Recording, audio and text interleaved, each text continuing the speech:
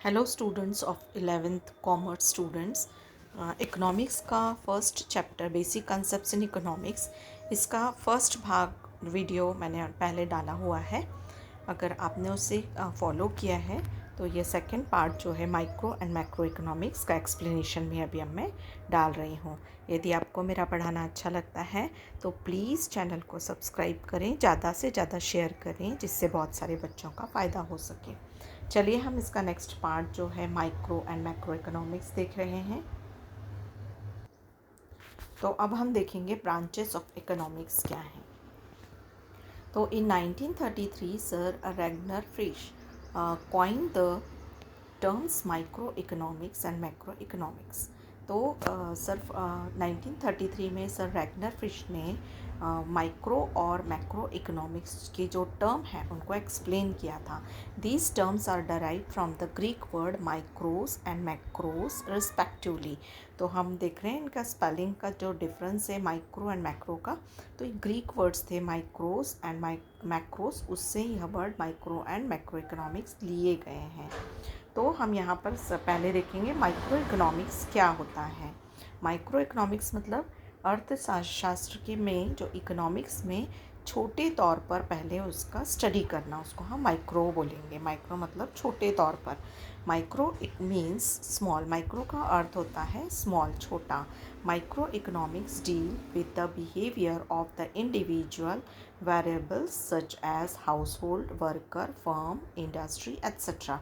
तो micro economics जो है उसमें स्टडी की जाती है स्मॉल लेवल पे। स्मॉल लेवल मतलब इंडिविजुअल लेवल पे।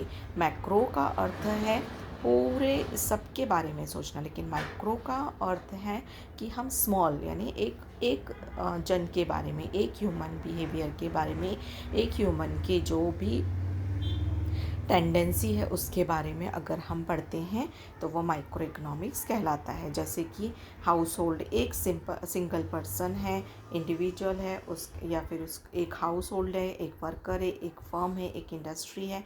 तो सिंगल तौर पर जब हम स्टडी करते हैं तो उसे माइक्रो इकोनॉमिक्स कहा जाता है। अभी यहाँ पर हम देखेंगे डेफिनेशन केनेथ बोल्डिंग ने दी है, एक डेफिनेशन माइक्रो इकोनॉमिक्स के बारे में। Micro economics is the study of particular firm, particular house holds, individual prices, wages, incomes, individual industries, particular commodities.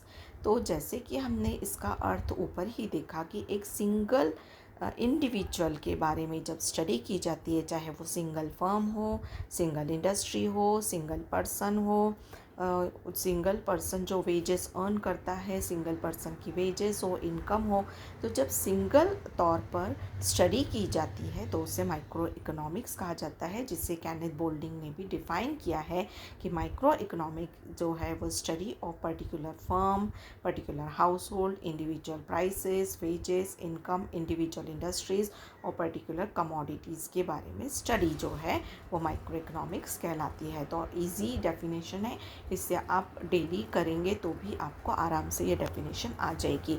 तो स्टूडेंट्स, जब आप डेफिनेशंस की बात होती है तो आप क्या किया कीजिए कि एक पेज पर सारे डेफिनेशंस लिख लेना, और डेली जब हम उन्हें रीड करते जाएंगे समझकर, तो at the time of examination आपको ये सारी याद रहेंगी और आपको ज़्यादा बर्डन भी नहीं आएगा। तो आप इसे कर सकते हैं। अभी बेसिक कंसेप्ट्स क्या है माइक्रो इकोनॉमिक्स के, अब हमने देख तो लिया है कि हम सिंगल जो भी है इंडिविजुअल्स के बारे में स्टडी करेंगे तो उसमें क्या क्या इंक्लूड होता है, तो उसके कंसेप्ट क्या क्या हैं, बेसिक कंसेप्ट क्या है माइक्रो इकोनॉमिक्स के, कि हम इंडिविजुअल पे तो स्टडी करें, लेकिन इंडिविजुअल की पहले क्या आती है, वांट आती है ना। क्योंकि हम इकोनॉमिक्स स्टडी ही है कि अपने जो भी वांट्स है उसको इंडिविजुअल किस तरह से फुलफ़िल करता है, उसी की स्टडी मतलब इकोनॉमिक्स है।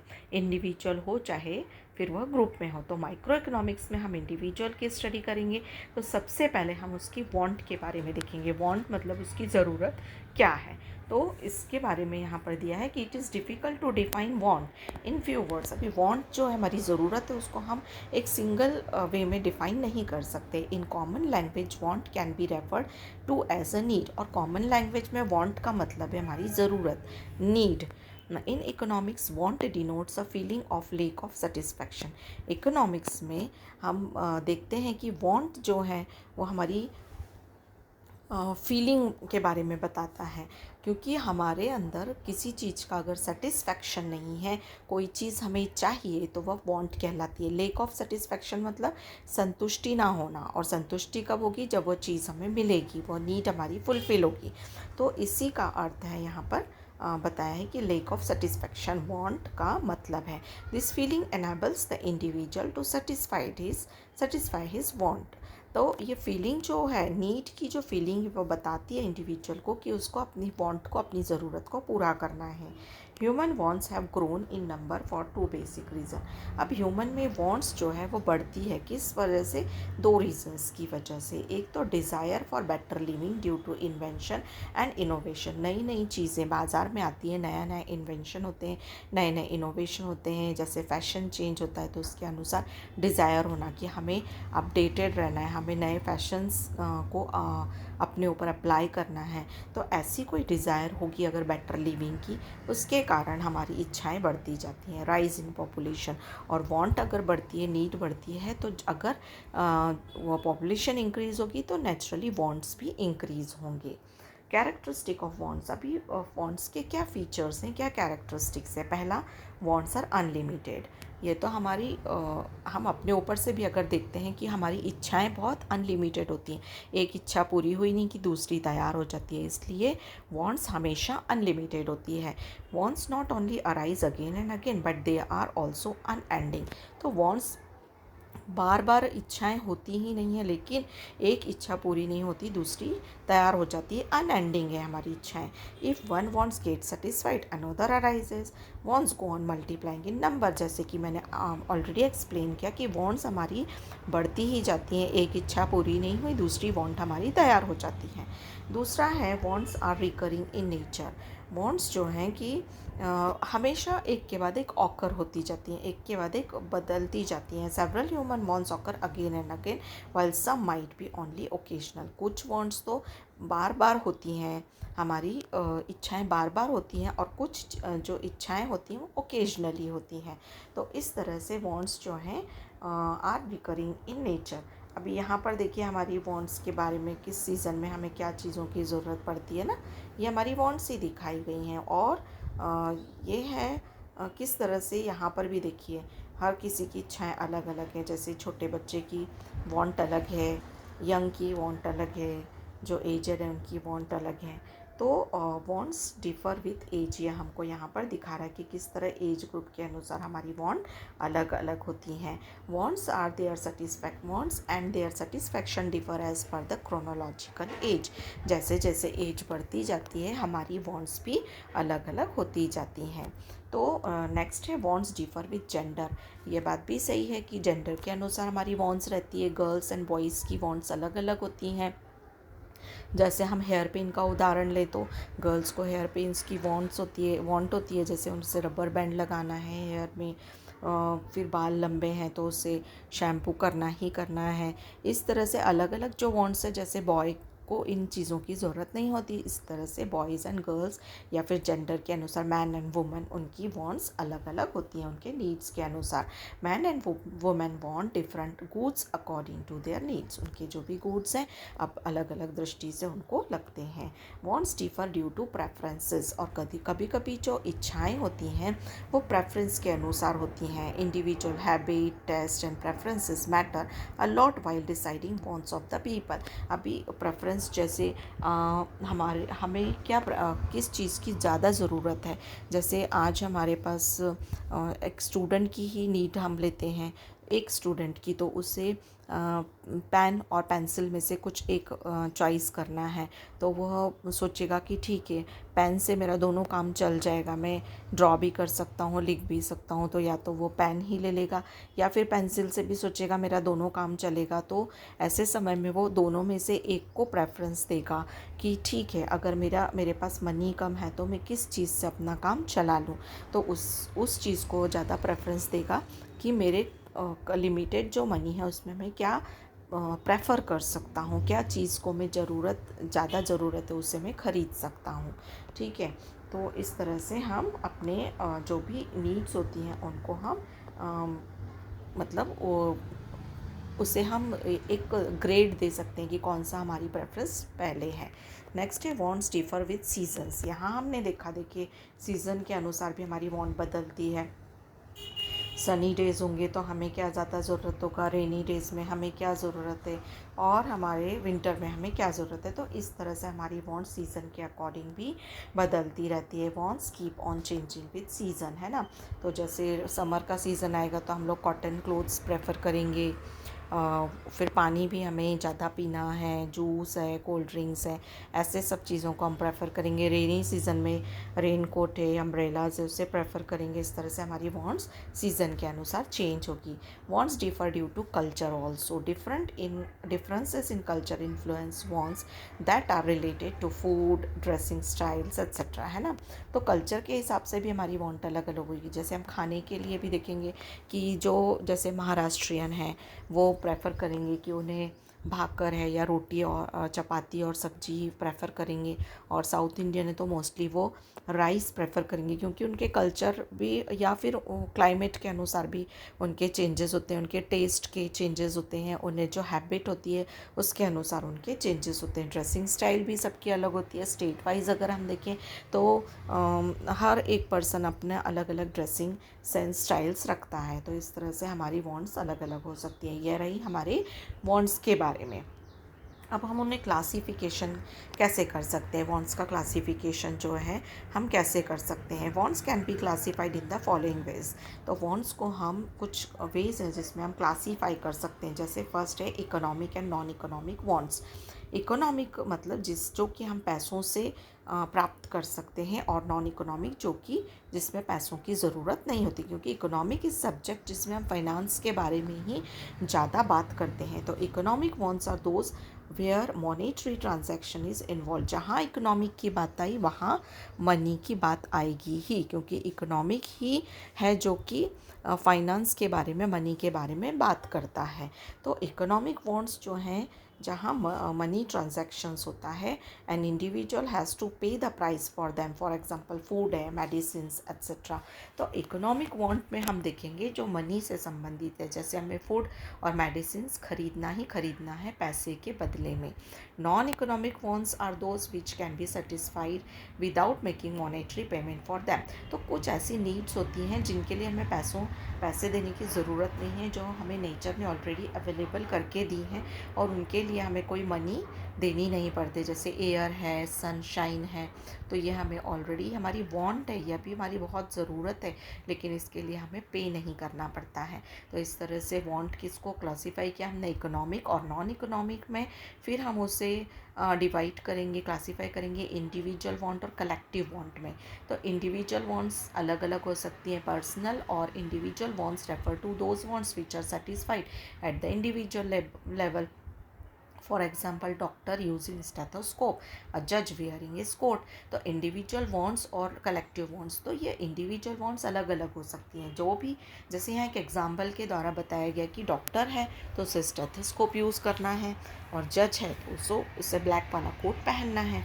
तो ये उनके अलग अलग जो वांट्स हैं ये इंडिविजुअल तौर पर हैं, ठीक है। कलेक्टिव वांट्स अगर हम देखेंगे तो सोशल वांट्स हो गई, where there is collective satisfaction of wants.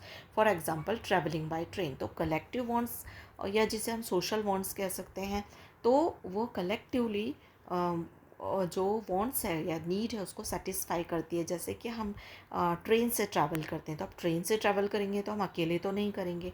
यह एक सोशली जो होती है वांट होती है, सोशल वांट होती है, जिसे हम एक ग्रुप में करने वाली वांट बोलते हैं, ग्रुप में सेटिस्फाई करने वाली वांट बोलते हैं। तो यह हुई कलेक्टिव वांट्स, जिसमें एग्जांपल है ट्रैवलिंग बाय ट्रेन। अब नेक्स्ट वांट जिसे हम क्लासीफाई करते हैं नेसेसिटीज़, कंफर्ट्स एंड लग्जरीज़ में। तो ये तीनों जो हम अगर हम देखते हैं तो necessities are very basic need of the life. For example food, clothing, shelter, health and education. तो अगर हम वांट्स को क्लासीफाई करेंगे नेसेसिटी में, तो नेसेसिटी तो सबकी बेसिक है, एक जैसी है, क्योंकि सभी को फूड, क्लोथिंग और शेल्टर और हेल्थ की ज़रूरत होती है, एजुकेशन की ज़रूरत होती है, ये सबकी नेसेसिटी है, ये बहुत ज़रूरत है।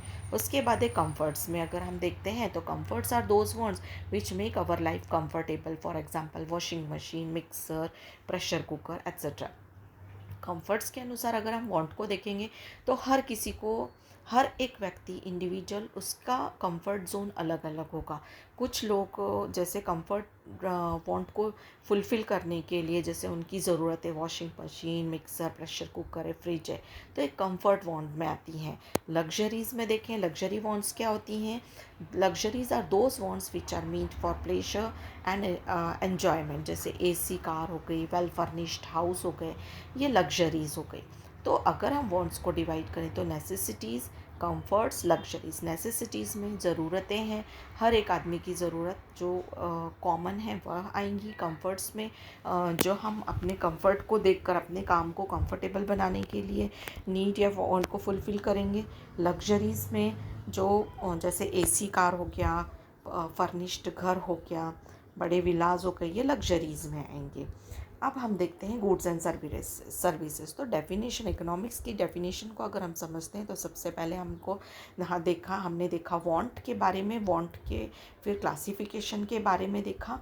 अब यहाँ पर हम देखेंगे गुड्स एंड सर्विसेज। तो वांट तो है, लेकिन जो गुड्स एंड सर्विसेज जिससे हम वांट को फुलफ़िल कर रहे हैं उसके बारे में अब हम देखेंगे। These are popular terms of economics. तो गुड्स और सर्विसेज जो है ये एक पॉपुलर टर्म है, किसका? इकोनॉमिक्स का, क्योंकि इसके विदाउट हम वांट को डिफाइन ही नहीं कर सकते। Anything that satisfied human want is termed as a good. अब देखिए वांट है, वांट को सेटिस्फैक्शन करने के लिए गुड्स की सर्विसेज की ज़रूरत होती है। तो जो भी ऐसी चीज़ें जो ह्यूमन वांट्स को सेटिस्फाइड करती हैं उन्हें हम गुड बोलते हैं। गुड यानी कोई भी थिंग, कोई भी ज़रूरत, यानी गुड के रूप में हम किसी भी चीज़ को देख सकते हैं। इट हैज़ मटेरियल एग्जिस्टेंस, इसका मटेरियल एग्जिस्टेंस होता है। गुड मतलब मटेरियल एग्जिस्टेंस होना। फॉर एग्जांपल चॉक, जो कि टीचर यूज़ करता है। देखिए अब टीचर है, पढ़ा रहे हैं, तो उसे चॉक की ज़रूरत होगी। आजकल का हम देखेंगे तो मतलब यह बेसिक नीड है किसकी? एक टीचर की। तो हम इसमें देख रहे हैं, क्या देख रहे हैं कि किसी भी वांट को सेटिस्फाई करने के लिए गुड जो है वो डिफ़ाइन किया जाता है। गुड मतलब मटेरियल, कोई भी मटेरियल एग्जिस्टेंस। जैसे यहाँ पर एग्जाम्पल दिया है कि टीचर चॉक को यूज़ करते, तो चॉक उनके लिए क्या हो गई? वो गुड हो गया। ठीक है। उसके बाद है services also satisfy human wants but do not have any material existence. देखिए टीचर है, चॉक उसके लिए गुड हो गया। सर्विस क्या दे रहे हैं टीचर? कि वो पढ़ा रहा है, पढ़ाना इज़ अ सर्विस। ठीक है, उसका कोई मटेरियल एग्जिस्टेंस नहीं है। अभी मैं टीच कर रही हूँ आपको, लेकिन उसका कहीं कोई दिखाई दे रहा है क्या? कोई मटेरियल के रूप में आपको दिखाई दे रहा है क्या? नहीं, nothing. So she is giving you a service in the way of teaching.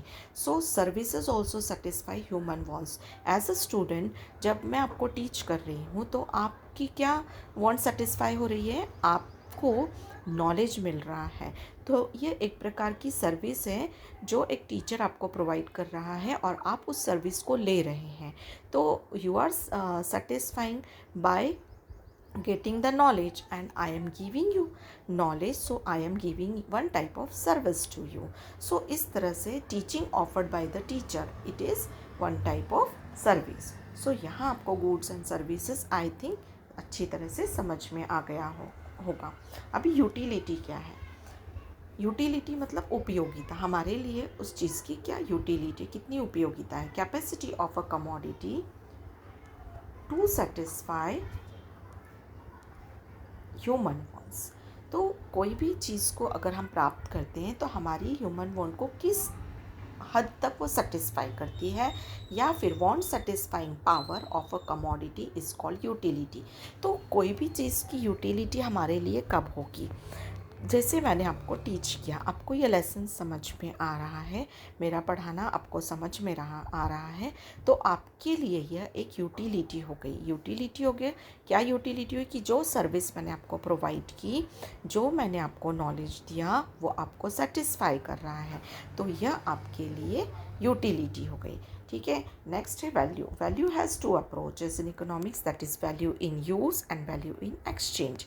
यहाँ वैल्यू, किसी भी चीज़ की वैल्यू किस तरह से हम फिक्स करेंगे, तो इकोनॉमिक्स में वैल्यू की दो अप्रोचेस हैं। एक क्या है, वैल्यू इन यूज़ की, यूज़ करने में आपको उसकी क्या वैल्यू है, और वैल्यू इन एक्सचेंज, और उस वैल्यू की क्या एक्सचेंज होने पर आपको कितना सेटिस्फैक्शन मिल रहा है। सबसे पहले हम वैल्यू इन यूज़ बोलेंगे, देखेंगे। It refers to the worth of a commodity.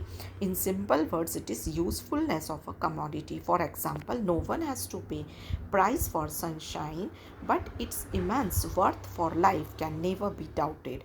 In economic language, sunshine has a high value in use. It is an example of free good. Value in use, देखिए आज हम nature में से हमें sunshine की बहुत ज़रूरत है, और एटमॉस्फेयर से ऑक्सीजन की बहुत ज़रूरत है। ये हमारी वैल्यू इन यूज़ मतलब हमारे लिए बहुत वैल्यू करती हैं ये चीज़ें। ये एक फ्री गुड है, लेकिन हमारे लिए ये बहुत ज़रूरी है। हमें इसके लिए कोई प्राइस नहीं देनी पड़ती, सनशाइन के लिए हमें कोई प्राइस नहीं देनी पड़ती, लेकिन हमारी लाइफ के लिए ये बहुत ज़रूरी है, वर्थ इट है। So in economic language sunshine has a high value in use.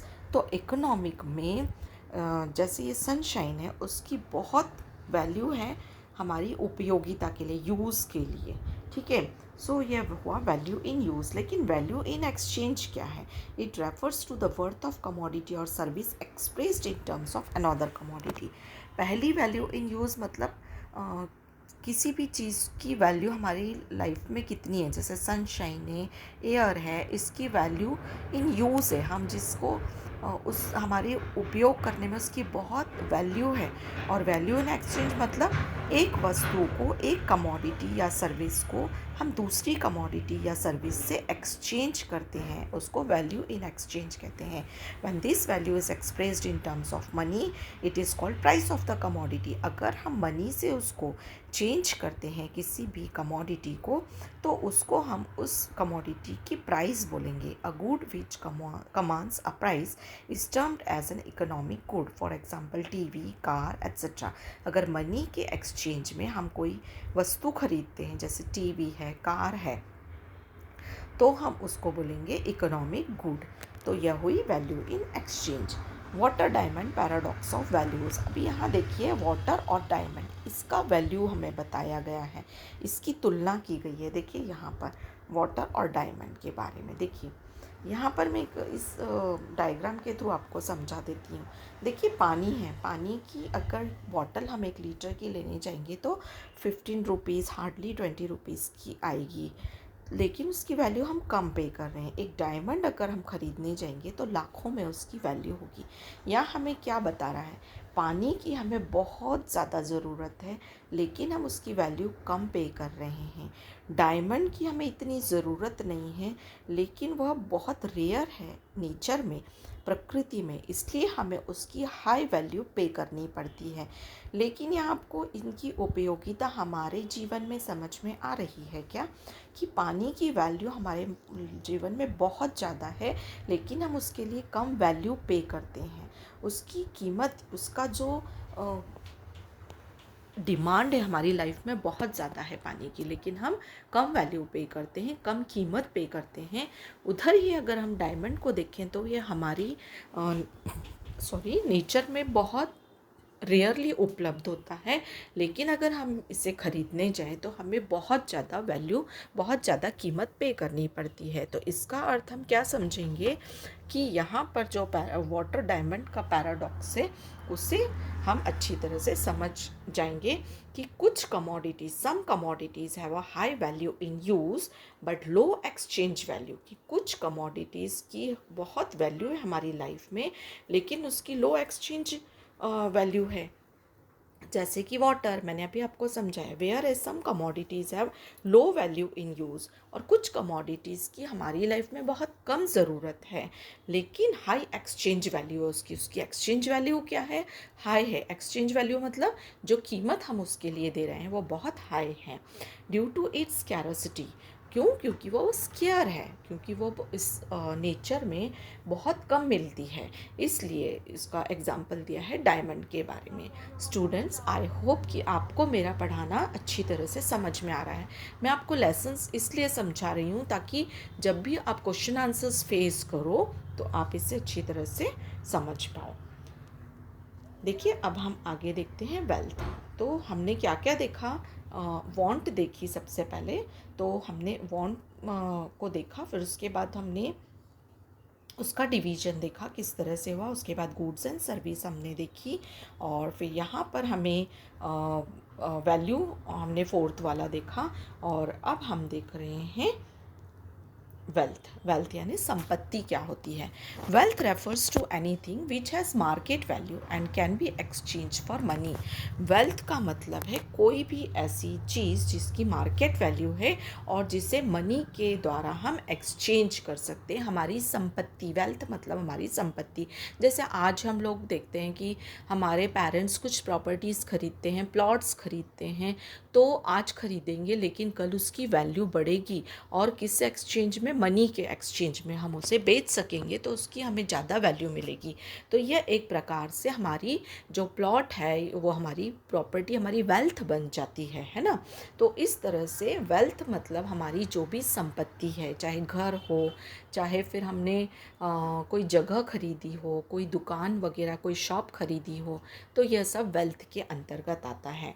To be regarded as wealth, a commodity must possess the following characteristics. तो वेल्थ अगर हम किसी चीज़ को बोल रहे हैं तो उस वेल्थ के कुछ कैरेक्टरिस्टिक्स होने चाहिए, कुछ फीचर्स होने चाहिए। जैसे उस वेल्थ की यूटिलिटी होनी चाहिए, उसकी उपयोगिता होनी चाहिए। स्कैरसिटी, वो चीज़ बहुत स्केयर होनी चाहिए। ट्रांसफरेबिलिटी, उसको हम इजीली ट्रांसफ़र कर सकते हों। एक्सटर्नैलिटी, और बाहरी तौर पर हम उसे आराम से देख सकें। तो सबसे पहले जो भी इसके कैरेक्टरिस्टिक है उनको हम समझेंगे। यूटिलिटी मतलब a commodity must have the capacity to satisfy human wants, for example furniture, refrigerator etcetera. मैंने आपको वेल्थ के बारे में समझाया। संपत्ति, संपत्ति मतलब हमारे पास जो भी कुछ चीज़ें हैं, हमारी अपनी जो प्रॉपर्टीज़ के अंतर्गत, तो हमारे घर की कुछ मशीनरीज हों, चीज़ें हों, असेट्स हों, तो वो हमारी संपत्ति कहलाती हैं। तो इसमें सबसे पहले हम देखेंगे utility. A commodity must have the capacity to satisfy human wants, for example furniture, refrigerator. जैसे कोई भी ऐसी कमोडिटी हो जिसमें कि ह्यूमन वांट्स को, जैसे हमारी इच्छा है उसको सेटिस्फाई करने की कैपेसिटी होनी चाहिए। जैसे फर्नीचर है, रेफ्रिजरेटर है। भाई आज हम अपने घर में कोई भी सपोज रेफ्रिजरेटर लाते हैं, तो वो हम क्यों लाते हैं, क्योंकि हमें उसकी ज़रूरत है ना, और उससे हमारी ज़रूरत जो भी है वो पूरी होती है। जैसे हमें बचा हुआ खाना रखना हो, कुछ चीज़ स्टोर करनी हो, तो नेचुरली हर एक घर में इसकी ज़रूरत है। तो यूटिलिटी तो है, मतलब उपयोगिता तो है।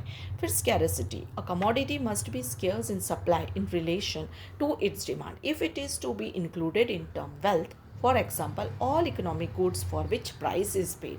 अभी उस कमोडिटी की को स्केर्स होना चाहिए सप्लाई के बारे में, यानी डिमांड तो है, उसकी सप्लाई जो है वो स्केयर होनी चाहिए।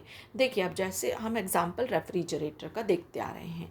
रेफ्रिजरेटर दो मार्केट में अवेलेबल है, लेकिन हर एक कंपनी अपने अपने रेफ्रिजरेटर प्रोवाइड करती है। तो हमें जिस कंपनी का रेफ्रिजरेटर चाहिए, तो वो हमें आज हाई प्राइस पे मिल रहा है।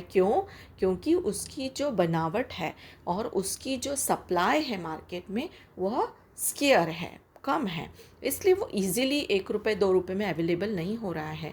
वो स्केयर है, इसीलिए हमें उसके लिए हाई प्राइस पे करने पड़ रहे हैं। नेक्स्ट है transferability. A commodity should be transferable from person to person as well as place to place. जो भी कमोडिटी, जो भी हम संपत्ति बना रहे हैं वह ईज़िली ट्रांसफरेबल होना चाहिए। कल को अगर हमें हमारा प्लॉट बेचना है तो हम ईज़िली उस संपत्ति को तो चला नहीं सकेंगे, लेकिन पेपर्स के थ्रू उसको हम ट्रांसफ़र कर सकते हैं। If the good is material और tangible then only it is possible to transfer it from place to place, for example vehicle, jewellery etcetera. देखिए यहाँ पर जो ट्रांसफरेबिलिटी के लिए एग्जाम्पल दिया है वो मूवेबल जो चीज़ें हैं उनके बारे में दिया गया है। जैसे व्हीकल है वो मूवेबल है, ज्वेलरी है हम इजीली ट्रांसफ़र कर सकते हैं। तो कोई भी संपत्ति जो है, कोई भी कमोडिटी जो है वो इजीली ट्रांसफरेबल भी होनी चाहिए। ओल्ड फ्रिज है जिसे हमें बेचना है तो वह भी हम इजीली मूव कर सकते हैं। एक्सटर्नैलिटी क्या है? A good can be transferred only if it is external to human body, for example bag, chair etcetera. अब जो भी हम चीज़ बेचना चाहते हो, ट्रांसफ़र करना चाहते हो, वह क्या होना चाहिए? एक्सटर्नल टू ह्यूमन बॉडी, मतलब हमारी बॉडी के अंदर ही वो नहीं होना चाहिए। हमारे जैसे बॉडी के ऑर्गन्स है ना, तो वह नहीं, लेकिन हम जो भी कैरी करते हैं, जो भी हमारे पास वेल्थ के रूप में जमा है, वह चीज़ें ईजीली ट्रांसफ़र होनी चाहिए। यहाँ पर एग्जाम्पल दिया है बैग और चेयर, और अदर ऊपर के भी हमने एग्जाम्पल दिए हैं कि जैसे व्हीकल्स है, ज्वेलरी है, तो एक्सटर्नल हैं ये सब हमारे लिए, तो इन्हें हम इजीली ट्रांसफ़र कर सकते हैं। तो यह रही कैरेक्टरिस्टिक किसी भी वेल्थ के बारे में। नेक्स्ट अभी हम यहाँ पर देखेंगे कि do you know inborn qualities like beauty, melodious voice, efficiency etc are not wealth। तो wealth के बारे में अगर कोई बोले बहुत सुंदर है, इसकी आवाज़ बहुत अच्छी है, ये बहुत एफिशिएंट है, तो वेल्थ में काउंट नहीं होता है। क्यों? क्योंकि हमने अभी ऊपर उनके कैरेक्टरिस्टिक देखे कि वेल्थ मतलब क्या होता है, जो कि एक्सटर्नल भी होना चाहिए, ट्रांसफरेबल भी होना चाहिए, और ये चीज़ें जो हैं ना तो एक्सटर्नल है ना ही ट्रांसफरेबल है। तो हो सकता है ट्रू और फॉल्स वगैरह में आपको ये सब पूछ सकते हैं, तो आपको इससे जान लेना चाहिए। अभी हम यहाँ पर देखेंगे सिक्स्थ पर्सनल इनकम। अभी फिफ्थ हमने देखा वेल्थ, अभी यहाँ पर हम सिक्स्थ देख रहे हैं पर्सनल इनकम। ये earnings receive by a person from all sources is called is personal income. Personal income का मतलब क्या है? तो जो भी अर्निंग एक पर्सन के द्वारा की जाती है हर एक सोर्सेज के द्वारा, उसे उसकी पर्सनल इनकम कहा जाता है। तो जब हम इकोनॉमिक्स पढ़ रहे हैं तो इसे जानना भी हमें बहुत ज़रूरी है। सेवेंथ है personal disposable income. Personal disposable income, it is that part of personal income which is left over after payment of direct taxes such as income tax, wealth tax etc. तो पर्सनल डिस्पोजेबल इनकम का मतलब है कि personal income मतलब हमने income earn तो कर ली है, लेकिन उसमें से जब हमने इनकम टैक्स, वेल्थ टैक्स सब पे कर दिया है, जो भी डायरेक्ट टैक्सेस थे उन्हें अगर हमने पे कर दिया है, तो जो लेफ़्ट ओवर इनकम हमारे पास बचेगी उसे हम पीडीआई या पर्सनल डिस्पोजेबल इनकम कहेंगे। अभी यू शुड नो, तुमको मालूम होना चाहिए। क्या मालूम होना चाहिए? कि following are the various types of income. Income अलग अलग तरह की होती हैं। क्या होती हैं? पहली है fixed income, income which remain stable over a period of time, for example rent, wages. तो फिक्स इनकम जो हमें हर महीने एक फिक्स इस अमाउंट के रूप में मिलती है। जैसे आपके पेरेंट्स अगर जॉब करते हैं तो हर मंथ उनको जो फिक्स सैलरी मिलती है वो उनकी फिक्स्ड इनकम हुई। अगर आपके घर में कोई रेंट पर रहता है किसी घर के पार्ट में, तो जो मिलने वाला जो रेंट है हर महीने वो फिक्स्ड इनकम कहलाएगा। तो ये हो गई फिक्स इनकम जो स्टेबल रहती है पूरे टाइम में। Fluctuating income, income which is not fixed but keeps on changing, for example profit, it can be positive, negative और ज़ीरो। फ्लक्चुएटिंग इनकम जो होती है ऐसी इनकम जो कि हर समय चेंज होते रहे। जैसे एक दुकान वाला है ना, एक शॉपकीपर है, उसको मिलने वाला प्रॉफिट कभी तो अच्छा मिलेगा, कभी तो मीडियम मिलेगा और कभी तो बेचारे को मिलेगा भी नहीं, तो उसकी इनकम क्या कहलाएगी? Fluctuating income. मनी इनकम क्या है? It is the income received in actual currency of the country. तो मनी इनकम जो है वो एक्चुअली जो मिलती है, it is income received in actual currency of the country. किसी भी कंट्री की करेंसी के रूप में जो भी इनकम रिसीव होती है वो मनी इनकम कहलाती है। In other words it is the income in cash. For example ₹5000, जैसे जिस भी कंट्री में तो आप उसकी करेंसी की इनकम ले रहे हो तो वो आपकी मनी इनकम कहलाएगी। जैसे आज मैंने ₹5000 अर्न किए तो ₹5000 मेरे लिए क्या हो गई, मनी इनकम हो गई। रियल इनकम क्या है? It is the purchasing power of money income. Real income मतलब जो परचेसिंग पावर है मनी इनकम की। For example, commodities purchased out of money income. Money income से अगर मैंने कुछ परचेस किया है तो वो परचेसिंग पावर होना मनी इनकम से, उसे हम रियल इनकम कहेंगे। तो नेक्स्ट होती है contractual income. This income is paid as per the terms and condition of the contract. For example rent, wages. Contractual income का मतलब है कि ऐसी इनकम जो हमें एक कॉन्ट्रैक्ट के तहत पे करनी पड़े। जैसे अगर हमने किसी लेबर को हायर किया है तो उसे हम अगर वेजेस देते हैं तो वो कॉन्ट्रैक्चुअल इनकम कहलाएगी। इसी तरह हर मंथ अगर हम रेंट पर घर में रहते हैं तो रेंट जो पे करते हैं वो कॉन्ट्रैक्चुअल इनकम कहलाएगी। रेसिडुअल इनकम क्या होती है? Income which is left over after making payments to all factors of production is called residual income. For example profit. Residual income का मतलब है income which is left over after making payments to all factors of production. जैसे आज हमारी कोई factory है, factory में हमने सारे जो भी प्रोडक्शन और सप्लाई और कोई भी कमोडिटी जो बनाई है फैक्ट्री में, उसका पूरा बनाकर बेचने की पूरे काम के बाद जब हमने सारे पेमेंट्स कर दिए हैं और उसके बाद हमारा प्रॉफिट निकाला है तो वह प्रॉफिट हमारी क्या कहलाएगी? Residual income. अर्न्ड इनकम क्या होती है? Income obtained after participating in productive activity. For example rent, wages, interest, profit. Earn income यानी हमने किसी भी वे से अगर कोई इनकम अर्न की है, जैसे अगर हमें रेंट मिला है, अगर हमने कहीं लेबर वर्क किया है तो वेजेस मिले हैं, अगर हमने बैंक में डिपॉजिट किया है उस पर इंटरेस्ट मिला है, या फिर प्रॉफिट हमने अर्न किया है। तो ये सब हमारी कौन सी इनकम हो गई? Earned income. अर्नड इनकम में income received from all sources without indulging in any productive activity. हमने कोई प्रोडक्टिव एक्टिविटी नहीं की है लेकिन हमें फिर भी इनकम मिली है। तो किस सोर्स से मिली है? जैसे विंडफॉल गेन्स, लॉटरी प्राइजेस। जैसे कहीं पर कोई भी क्राइसिस है उसके बदले में हमें कुछ पैसा मिला है वो, या फिर लॉटरी से हमने अगर कोई अमाउंट जीती हो तो ये हमारी अर्नड इनकम कहलाएगी। एट्थ पार्ट अब हम देखते हैं इकोनॉमिक एक्टिविटी। तो सब ऊपर हमने जो पार्ट देखे इनकम्स के बारे में, अब हम यहाँ देखेंगे इकोनॉमिक एक्टिविटी क्या होती है। Economic activity can be classified into 4 types which include production, distribution, exchange and consumption. तो इकोनॉमिक एक्टिविटी जो है उसको क्लासीफाई किया गया है 4 पार्ट में, जिसमें प्रोडक्शन इंक्लूड होता है, डिस्ट्रीब्यूशन होता है, एक्सचेंज होता है और कंजम्पशन होता है। इन्हें हम देखेंगे। तो सबसे पहले देखिए यहाँ पर एक चार्ट के थ्रू हमें बताया गया है कि एक फैक्ट्री है, किसका बताया? इकोनॉमिक एक्टिविटी के बारे में बताया गया। देखिए यहाँ पर एक फैक्ट्री है बिस्किट की, जहाँ पे बिस्किट प्रोडक्शन हुआ है, उसके बाद उसका ट्रांसपोर्टेशन किया गया है, उसके बाद हमने जब शॉप से उस बिस्किट को परचेज़ किया है तो हमने मनी के एक्सचेंज में उसे परचेज़ किया है और यहाँ कंज्यूमर को बिस्किट मिला है। तो इससे हमें इकोनॉमिक एक्टिविटी पता पड़ती है, क्योंकि उसमें क्या क्या इंक्लूड है इकोनॉमिक एक्टिविटी में? प्रोडक्शन, जिसे हमने फैक्ट्री में देखा, डिस्ट्रीब्यूशन ट्रांसपोर्ट के थ्रू देखा, एक्सचेंज हमने मनी दी, और कंजम्पशन मतलब हमने बिस्किट लिया। तो आई होप कि आपको ये एक्टिविटी अच्छी तरह से समझ में आई होगी। इसमें सबसे पहले हम प्रोडक्शन, इकोनॉमिक एक्टिविटी में सबसे पहले हम देख रहे हैं प्रोडक्शन। तो production is creation of utility and there are 4 factors of production such as land, labour, capital and entrepreneur. तो अगर हम इकोनॉमिक एक्टिविटी को देखें तो सबसे पहले हम देखेंगे प्रोडक्शन के बारे में। प्रोडक्शन जो है किसी भी यूटिलिटी को क्रिएट करना। अगर हम किसी भी चीज़ को प्रोड्यूस कर रहे हैं तो वह प्रोडक्शन कहलाएगा। और वो किसी भी चीज़ को प्रोड्यूस करना मतलब उस चीज़ में यूटिलिटी होनी चाहिए। जैसे कि हमने बिस्किट का एग्जांपल दिया, उसकी उपयोगिता सबको है ना। So there are 4 factors of production. Production करने के लिए 4 फैक्टर्स की ज़रूरत होती है। पहले तो लैंड होना चाहिए, क्योंकि नेचुरली बिस्किट लगा की फैक्ट्री लगानी है तो हमें लैंड की ज़रूरत पड़ेगी। उसके बाद उसमें काम करने के लिए लेबर्स की ज़रूरत होगी।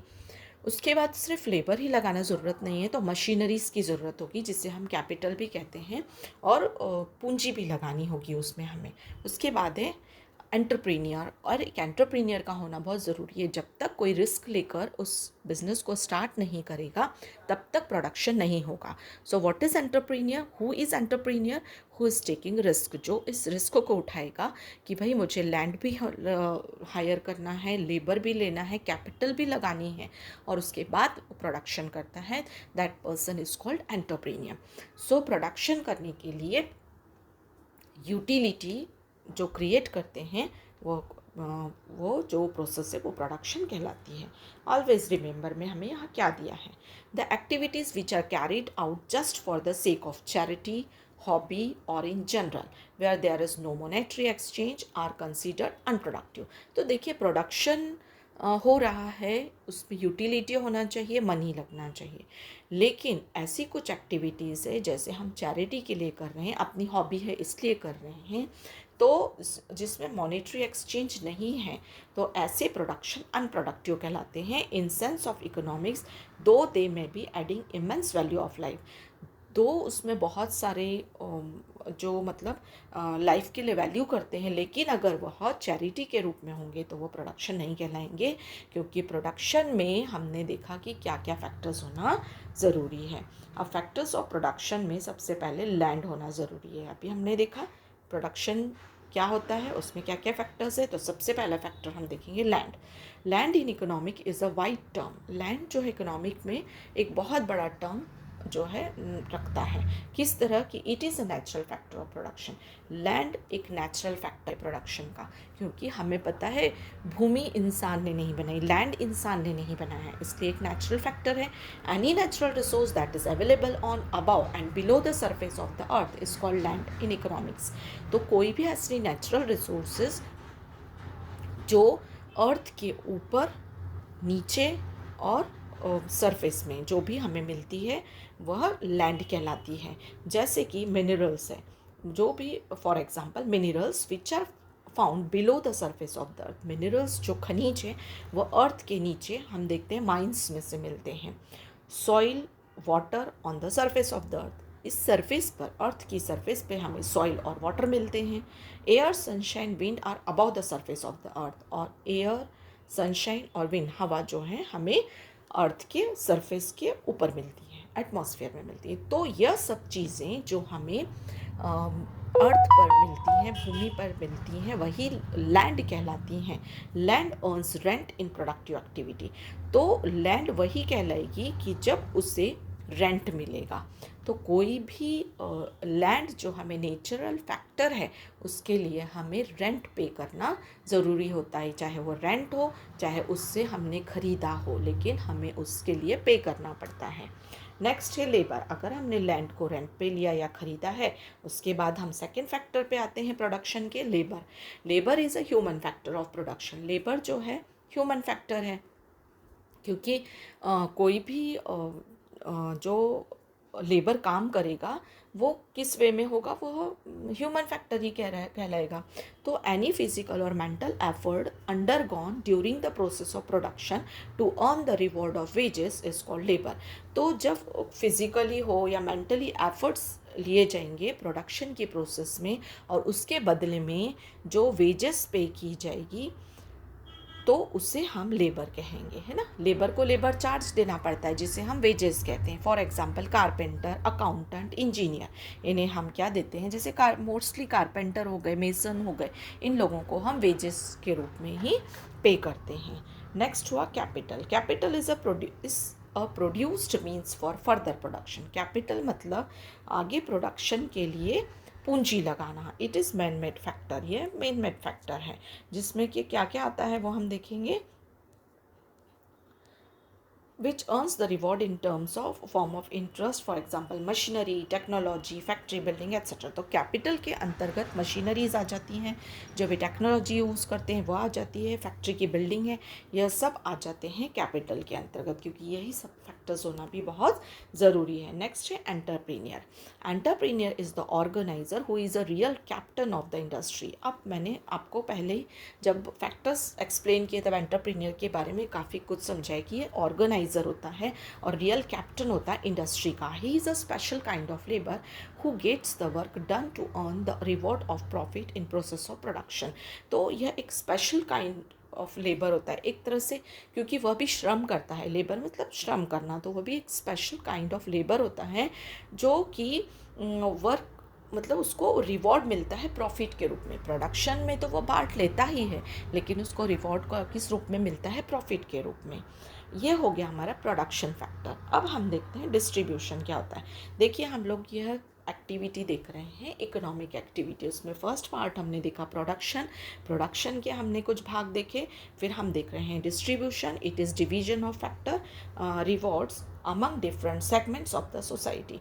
तो डिस्ट्रीब्यूशन में अगर हम देखेंगे तो इसमें है कि कुछ ऐसे फैक्टर्स आते हैं कि जो अलग अलग जगह पर अलग अलग चीज़ें डिस्ट्रीब्यूट करते हैं। जैसे factors of production claim they are rewards of rent, wages, interest and profit through the process of distribution.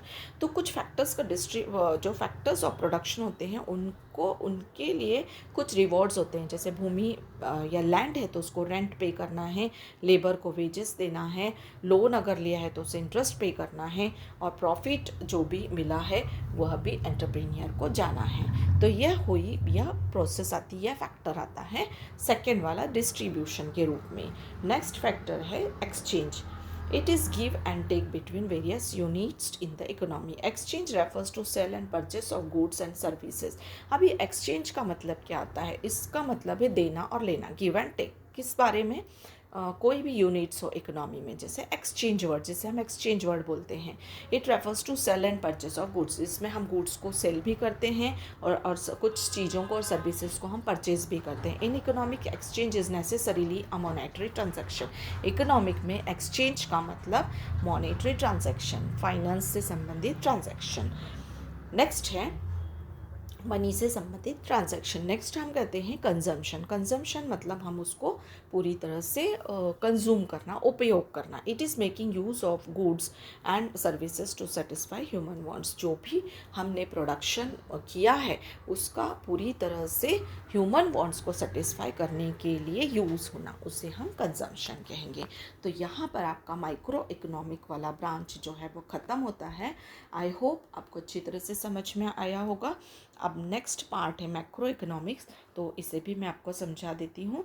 Macro economics किस में डील करता है? तो हमने देखा माइक्रो इकोनॉमिक्स इंडिविजुअल के रूप में एक ही पर्सन, उस एक ही इंडस्ट्री, एक ही फर्म मतलब इंडिविजुअल पर स्टडी करता है ना। और यहाँ पर मैक्रो इकोनॉमिक्स है वह कलेक्टिवली सभी पर स्टडी करता है। मैक्रो मीन्स लार्ज और एग्रीगेट, और टोटल जो इकोनॉमी है उस पर यह स्टडी करता है। Macroeconomics is therefore the study of aggregate covering the entire economy, such as total employment, national income, national output, total investment, total savings, total consumption, aggregate supply, aggregate demand, general price level, etc. अभी देखिए macro में हम देख रहे हैं सब total word आया। Total word क्यों आया? क्योंकि माइक्रो में हमने इंडिविजुअल यूज़ किया था, अकेले का हम स्टडी कर रहे थे। मैक्रो में हम टोटल, हमारे पूरे देश के रूप में, विश्व के रूप में, होल पर्सन्स के रूप में हम स्टडी करेंगे। एग्रीगेट मतलब पूरी, यानी बहुत सारे ग्रुप में जो स्टडी होगी उसको हम करेंगे। तो चाहे वो टोटल एम्प्लॉयमेंट के बारे में हो, नेशनल इनकम के बारे में हो, नेशनल आउटपुट के बारे में हो, टोटल इन्वेस्टमेंट, टोटल सेविंग, मतलब पूरा जब एग्रीगेट या टोटल लेवल पर जो भी स्टडी की जाती है उसे मैक्रो इकोनॉमिक्स कहा जाता है। कैनिथ बोल्डिंग्स ने डेफिनेशन की है मैक्रो इकोनॉमिक की। Macroeconomics deals not with individual quantities as such, but with the aggregate of these quantities, not with the individual incomes but with the national income, not with individual prices but with the general price level, not with individual output but with the national output. देखिए कितने सुंदर तरह से उसने define किया है macro economic को, कि यह डील नहीं करता इंडिविजुअल क्वांटिटी पे, मतलब अकेले किसी एक क्वांटिटी पर, लेकिन पूरे एग्रीगेट यानी टोटल क्वांटिटीज़ पर डील करता है। इंडिविजुअल इनकम पर डील नहीं करता, नेशनल इनकम पर डील करता है, इंडिविजुअल प्राइसेस पर डील नहीं करता, जनरल प्राइस लेवल पर डील करता है। तो इसे ही मैक्रो इकोनॉमिक्स कहा जाता है। बहुत सुंदर डेफिनेशन है, आप इसे नोट डाउन करके डेली भी पढ़ेंगे तो आई थिंक आपको समझ में आएगा, और नहीं तो मैंने जिस तरह से समझाया है तो आप उसे बार बार फॉलो कर सकते हैं। Basic concept of macro economics क्या है? इसका बेसिक कंसेप्ट सबसे पहले नेशनल इनकम, जो चूँकि हम देख रहे हैं कि यह टोटल एग्रीगेट लेवल पर स्टडी करता है, इसलिए इसका बेसिक कंसेप्ट में पहला आएगा नेशनल इनकम, ना कि individual income. This reveals the total economic performance of a nation. यह टोटल इकोनॉमिक परफॉर्मेंस जो नेशन का है उस पर रिवील करता है। It is refer to as the total income of a country. ये रेफ़र करता है हमारी कंट्री के टोटल इनकम पर, हमारी हो या कोई भी कंट्री हो उसके नेशनल लेवल पर करता है। In economic sense national income is the aggregate monetary value of all final goods and services produced in an economy during a year. तो इसमें को अगर हम इजी वे में समझें तो यह कोई भी इकोनॉमिक सेंस बताता है नेशनल इनकम जो कि पूरी लेवल पूरे नेशन से संबंधित मॉनेटरी वैल्यू को रखता है, फाइनल गुड को रखता है, फाइनल पूरे नेशनल लेवल की सर्विसेज को रखता है जो कि पूरी प्रोड्यूस हुई हैं during the year. Definition bye national income committee. National income committee ने भी इसकी डेफिनेशन दी है। A national estimate measures the volume of commodities and services turned out during a given period counted with duplication. National estimate measures जो हैं वो हमको बताते हैं कि वॉल्यूम ऑफ कमोडिटीज़ और सर्विसेज जो पूरी पीरियड पूरे साल भर में की गई है लेकिन नेशनल लेवल पे की हुई, उससे काउंट किया जाता है। सेकंड आता है इसमें सेविंग। सेविंग क्या होती है? It is that part of income which is set aside to satisfy the future needs by foregoing current consumption. In other word saving is that part of income which is not spend currently on consumption. अभी saving क्या हो, देखिए, तो यह income का वह part है कि जो फ्यूचर के लिए अपनी नीड या वांट को सेटिस्फाई करने के लिए रखा गया है, जिससे कि हम आगे आने वाली करंट कंजम्पशन पे इसको यूज़ कर सकें। तो सेविंग इनकम का वो पार्ट है जो करंटली जो है स्पेंड नहीं किया गया है। बचत, जिस सेविंग यानी सिंपल बचत जो हम आगे फ्यूचर के लिए करते हैं। इन्वेस्टमेंट क्या है?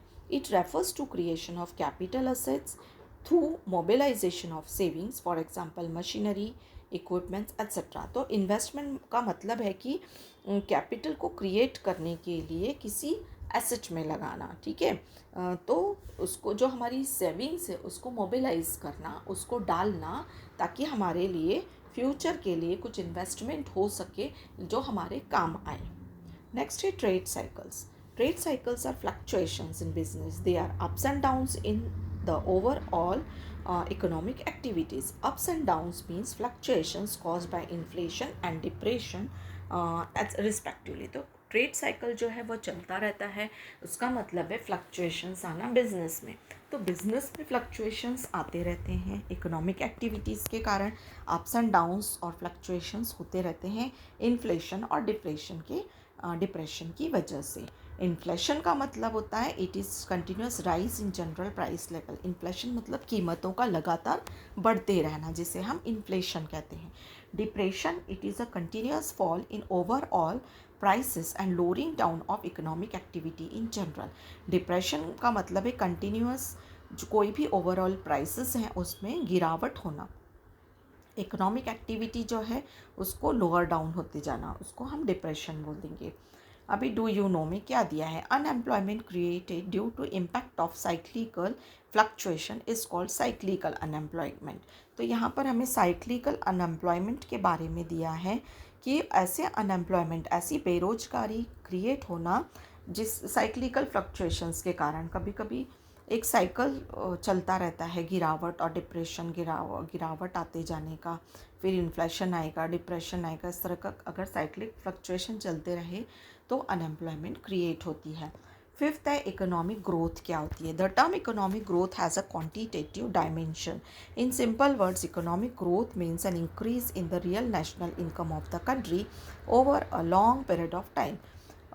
तो इकोनॉमिक ग्रोथ जो है एक क्वांटिटेटिव डायमेंशन के रूप में देखी जाती है। मतलब कि सिंपल वर्ड में अगर हम बोलें कि इकोनॉमिक ग्रोथ का मतलब है रियल नेशनल इनकम जो है उसमें एक लॉन्ग पीरियड के बाद में बढ़त होना, जाना बढ़ना, उस इनका इकोनॉमिक ग्रोथ होना कंट्री की एक लॉन्ग पीरियड ऑफ टाइम। तो लॉन्ग पीरियड में जब इनकम इंक्रीज होती है तो उसे इकोनॉमिक ग्रोथ कहा जाता है। इकोनॉमिक डेवलपमेंट क्या है? This is a wider concept which has qualitative dimension. Economic development implies economic growth plus progressive changes in certain important variables which determine well-being of people, for example education, health, etc. Economic development का मतलब क्या है कि इसका एक wider concept है, बहुत ऐसा व्यापक कंसेप्ट है कि जिसमें हम क्वालिटेटिव डायमेंशंस को देखते हैं, चेंजेस को देखते हैं। कैसे कि इकोनॉमिक डेवलपमेंट हमें बताता है कि इकोनॉमिक ग्रोथ हुई है प्लस प्रोग्रेसिव चेंजेस हुए हैं, कुछ इम्पॉर्टेंट वेरिएबल्स चेंजेस भी हुए हैं जिसमें कि जो लोगों के लिए बहुत ही अच्छे हैं, जैसे कि एजुकेशन में, हेल्थ में, इसमें डेवलपमेंट होना, तो इसे इकोनॉमिक डेवलपमेंट माना जाता है। यहाँ पर ना इकोनॉमिक ग्रोथ और इकोनॉमिक डेवलपमेंट, इसमें डिफरेंस आपको दिया गया है, तो इससे आप अच्छी तरह से समझ लीजिए, एग्ज़ाम में ये आ सकता है। इकोनॉमिक ग्रोथ का मतलब है कि increase in the real national income of the country. हमारी कंट्री के एग्जांपल से आप समझ लो, ये तो सभी लोगों के लिए, लेकिन हम अपनी कंट्री के नेशनल इनकम के ऊपर से समझ लेते हैं कि नेशनल इनकम जो है जब इंक्रीज़ होती है तो उसे इकोनॉमिक ग्रोथ कहा जाता है। इकोनॉमिक डेवलपमेंट जो है उसका मतलब क्या? Economic development indicates economic growth plus progressive changes in certain important variables which determine well being of the people. तो इकोनॉमिक डेवलपमेंट में इकोनॉमिक ग्रोथ तो होती है लेकिन प्रोग्रेसिव चेंजेस होते हैं, जैसे हमने अभी पीछे एग्जांपल देखा, एजुकेशन और हेल्थ है उसमें चेंज होना। तो ये सेकंड पार्ट देखेंगे, सेकंड पॉइंट देखेंगे। ये जो कंसेप्ट इकोनॉमिक ग्रोथ का कंसेप्ट है, it is narrow and quantitative, सिर्फ नेशनल इनकम तक सीमित है ये। लेकिन इकोनॉमिक डेवलपमेंट का जो कंसेप्ट है ब्रॉडर और क्वालिटेटिव है, क्योंकि इसमें इनकम तो ग्रोथ हो ही रही है लेकिन बहुत सारे सुधार भी हो रहे हैं। Economic growth is possible without economic development. Economic growth होती रहेगी, है ना, इकोनॉमिक डेवलपमेंट के बिना भी ग्रोथ होगी, लेकिन इकोनॉमिक डेवलपमेंट जो है इकोनॉमिक ग्रोथ के बिना पॉसिबल नहीं है। क्योंकि इकोनॉमिक डेवलपमेंट का मतलब क्या है कि इकोनॉमिक ग्रोथ भी होना और साथ में कुछ अलग प्रोग्रेस भी होना, उसका मतलब इकोनॉमिक डेवलपमेंट। इकोनॉमिक ग्रोथ का मतलब सिर्फ नेशनल इनकम में ग्रोथ होना। Economic growth is a undimensional concept और economic development is a multi dimensional concept. Economic growth is a unidimensional मतलब सिंगल उसमें कंसेप्ट है कि इकोनॉमिक ग्रोथ मतलब क्या है, इकोनॉमिक नेशनल इनकम का ग्रोथ होना, और इकोनॉमिक डेवलपमेंट मल्टी डायमेंशनल है क्योंकि इसमें बहुत सारे सुधार भी होते जाते हैं, बहुत सारी अदर प्रोग्रेसेस डेवलपमेंट भी होते जाते हैं इकोनॉमिक ग्रोथ के अलावा। Economic growth is a spontaneous and reversible. Economic growth जो है चेंज हो सकती है, रिवर्स हो सकती है। Economic development is deliberate and irreversible. एक बार हमारे इसमें एजुकेशन में सुधार हो गया, हेल्थ में सुधार हो गया, तो बहुत सारी ऐसी चीज़ें हैं कि अगर हमारे देश की कुपोषण जो हमारे देश में ज़्यादा कुपोषक बच्चे हैं, अगर वो हेल्दी हो जाते हैं, आगे बढ़ जाते हैं, अगर वो ज़्यादा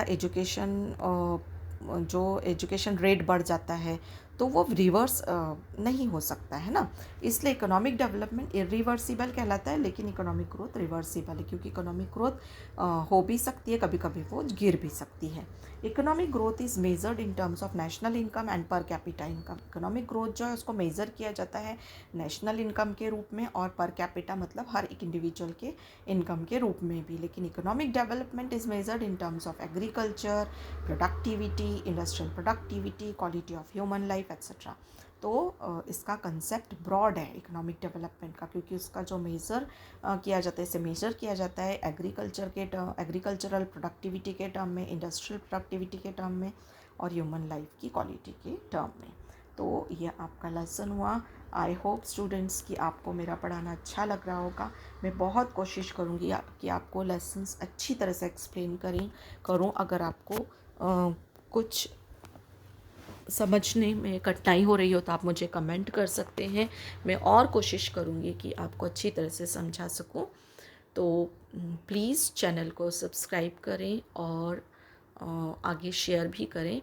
यह मेरा फर्स्ट वीडियो है इस कॉमर्स इकोनॉमिक्स के बारे में, तो आई होप कि थोड़ा आपको अनकंफर्टेबल लगे, लेकिन आप कोशिश कीजिए कि समझने की। मैं और कोशिश करूँगी कि आपको अच्छे से समझा सकूँ। Thanks for watching it. इसके क्वेश्चन आंसर्स भी मैं आपको देने की कोशिश करूँगी। Thank you.